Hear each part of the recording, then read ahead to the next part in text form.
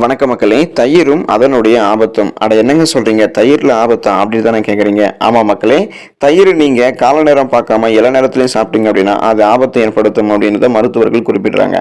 அப்படின்னா தயிரை சாப்பிட்றதுக்கு எது சிறந்த நேரம் அப்படின்னு தானே கேட்குறீங்க? வாங்க அதை பத்தி நான் உங்களுக்கு விளக்கமாக சொல்றேன். தயிரை சாப்பிட்றதுக்கு எது சிறந்த நேரம்? தயிரை நீங்க தினமும் எடுத்துக்கொள்ளலாமா வேணாமா? குறிப்பாக தயிரை சூடுபடுத்தி சாப்பிடலாமா வேணாமா? தயிரோட எந்தெந்த உணவுப் பொருட்களும் சேர்த்து சாப்பிடக்கூடாது, யாரெல்லாம் தயிரை சாப்பிடக்கூடாது அப்படின்ற முழு விவரத்தையும் வாங்க போகும் விளக்கமாக பார்க்கலாம். அதை பத்தி பார்க்கறதுக்கு முன்னாடி இந்த வீடியோக்கு ஒரு லைக் கொடுத்துட்டு இந்த தகவலை உங்களுக்கு தெரிஞ்சவங்களுக்கும் ஷேர் பண்ணுங்க.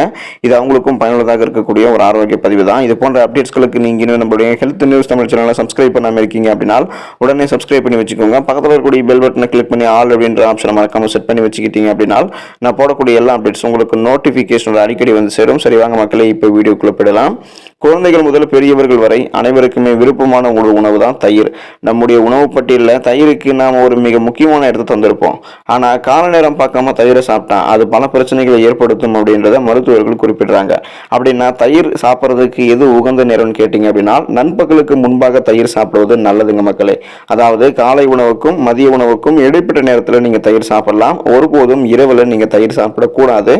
வெறும் வயிற்றுலையும் நீங்கள் தயிர் சாப்பிடக்கூடாதுங்க மக்களே. வெறும் வயிற்றுல நீங்கள் தயிர் சாப்பிட்டீங்க அப்படின்னா உங்களுக்கு பிபி பிளட் பிரஷர் இருக்கு பாத்தீங்களா, ரத்த அழுத்தம் வந்து பிரச்சனை ஏற்படும்.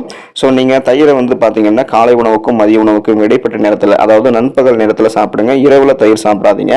தயிர் நீங்க சூடுபடுத்தி சாப்பிடலாம் அப்படின்னு கேட்டீங்கன்னா தயிர் நீங்க சூடுபடுத்தியும் சாப்பிடக்கூடாது மக்களே. வேணும்னா நீங்க தயிர் கூட சிறிது சர்க்கரை சேர்த்து சாப்பிடலாம். அது உங்களுக்கு உடனடியாக உங்களுடைய உடலுக்கு எனர்ஜியை தரும், ஆற்றலை வந்து பாத்தீங்கன்னா தரும். தினமும் தயிர் சாப்பிடலாமா அப்படின்னு வந்து ஒரு சில பேர் கேட்கறாங்க. தயிரை வந்து நீங்க தினமும் எடுத்துக்கொள்ள கூடாது.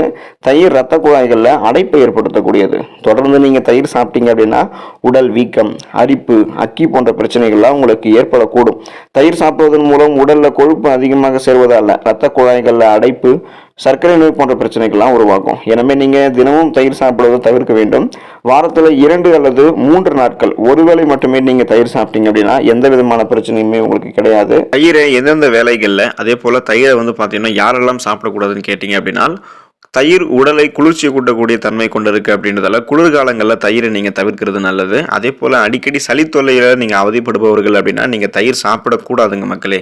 இந்த ஆஸ்துமா பிரச்சனை இருக்கிறவங்கெல்லாம் தயிர் சாப்பிடக்கூடாது. சுவாச கோளாறு பிரச்சனை இருக்கிறவங்க தயிரை உணவில் சேர்க்கக்கூடாது. அதே சமயம் இந்த தயிரை எப்படி சாப்பிடக்கூடாது தெரியுங்களா? சூடான சாதத்தில் தயிரை நீங்கள் பிசைஞ்சு சாப்பிடக்கூடாதுங்க மக்களே. ஏன் அப்படின்னா தயிரில் இருக்கக்கூடிய உயிர் சத்துக்கள் அப்போ அழிஞ்சு போயிடும். அதை போல் இந்த தயிரை நீங்கள் எப்படி சாப்பிடலான்னு பார்க்கலாம் வாங்க. முதல்ல இந்த தயிரை நீங்கள் பிடிக்காது அப்படின்னு சொல்கிறீங்க அப்படின்னா அதில் சர்க்கரையை நீங்கள் சேர்த்து சாப்பிடலாம். இந்த தயிர் உங்களுக்கு சாப்பிட உங்களுக்கு தயக்கமாக இருக்குது அப்படின்னா நீங்கள் மோராக மாற்றி சாப்பிடலாம். தயிர் மூலம் நிறைய பலன்கள் இருக்குது, ஆனால் அது அனைவருக்குமே வந்து பார்த்தீங்கன்னா பொருந்தாது.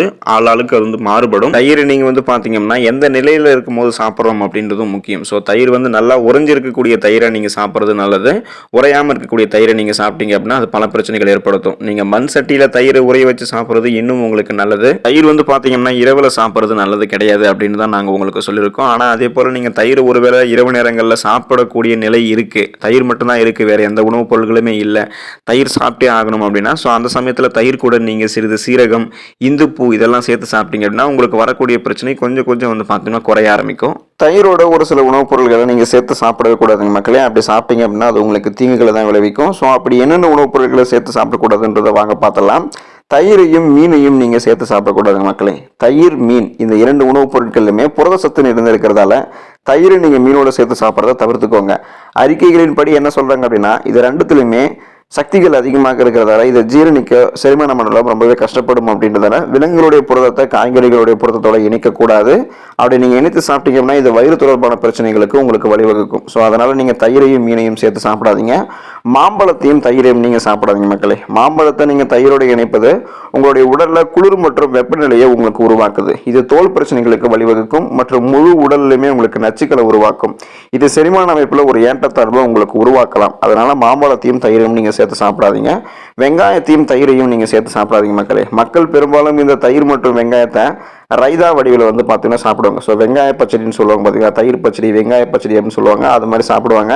தயிர் வந்து குளிர்ச்சியானது, அதே நேரத்தில் வெங்காயம் உடலில் வெப்பத்தை உற்பத்தி செய்யும் அப்படின்றதால இந்த பழக்கத்தை நீங்கள் வந்து இப்போதே கைவிடுவது ரொம்பவே நல்லது. இப்படி நீங்கள் சேர்த்து சாப்பிடக்கூடிய இந்த கலவையானது சொறி, அரிக்கக்கூடிய தோல் அலர்ச்சி, தடிப்பு தோல் அலர்ச்சி போன்ற பிற தோல் ஒவ்வாமைகளை உங்களுக்கு ஸ்கின் அலர்ஜியை வந்து பார்த்தீங்கன்னா ஏற்படுத்தும்.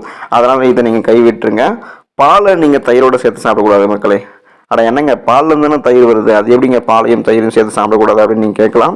பால் மற்றும் தயிர் ஒரே குடும்பத்திலிருந்து வருது அப்படின்னாலும், அதாவது விலங்குகளிலிருந்து பெறப்படக்கூடிய புரதம். எனவே இதை நீங்கள் ஒன்றாக உட்கொள்ளக்கூடாது. இதை நீங்கள் சேர்த்து சாப்பிட்டீங்க அப்படின்னா வயிற்றுப்போக்கு, அமிலத்தன்மை, வயிற்றுல வீக்கம் மற்றும் வாயு போன்ற பிரச்சனைகள் உங்களுக்கு ஏற்படும். எண்ணெய் உணவுகள், ஸோ ஆயில் ஃபுட்ஸை நீங்கள் தயிரோடு சேர்த்து சாப்பிடக்கூடாதுங்க மக்களே. எண்ணெய் உணவுகளை வந்து பார்த்தீங்க அப்படின்னா நீங்கள் தயிரோடு சேர்த்து சாப்பிட்டீங்க அப்படின்னா செரிமானத்தை அது உங்களுக்கு மெதுவாக்கும் மற்றும் உங்களுக்கு நாள் முழுவதுமாகவே உங்களை சோம்பலாகவும் ஒரு மாதிரி மந்தமாகவும் வச்சிருக்கும். ஸோ இந்த பழக்கத்தை நீங்கள் இன்னைக்கு கைவிடுறது ரொம்பவே நல்லது. இந்த உணவுகளை நீங்கள் தயிரோடு சேர்த்து சாப்பிட்டீங்க அப்படின்னா உங்களுக்கு இந்த பிரச்சனைகளும் ஏற்படும். ஸோ நீங்கள் தயிரோடு இந்த உணவுகளை சாப்பிட நேர்ந்துச்சு அப்படின்னா அதை நீங்கள் தவிர்த்துக்கோங்க. மற்றபடி தயிரை நீங்கள் வந்து பார்த்தீங்க அப்படின்னா தாராளமாக நீங்கள் போதுமான அளவில் தயிரை சாப்பிடுங்க. ஒரு குறிப்பிட்ட நோயாளிகளாக நீங்கள் இருந்தீங்க அப்படின்னா தயிரை நீங்கள் தவிர்த்துறது ரொம்பவே நல்லது. ஸோ அதையும் நீங்கள் ஃபாலோ பண்ணிக்கோங்க. தயிர் நீங்கள் எந்தெந்த நேரத்தில் சாப்பிடணும் அப்படின்றதையும், யாரெல்லாம் தயிர் சாப்பிடணும் அப்படின்றதையும், அதே போல் குறிப்பாக சூடுபடுத்தி சாப்பிடணுமா வேணாமா அப்படின்ற உங்களோட எல்லா சந்தேகமும் இதில் தீர்ந்திருக்கும். ஸோ இது போல் இன்னும் நிறைய அப்டேட்ஸ்களுக்கு நீங்கள் நம்மளோட சேனலை சப்ஸ்கிரைப் பண்ணிக்கோங்க. நான் உங்களை அடுத்த வீடியோவில் சந்திக்கிறேன். நன்றி மக்களே.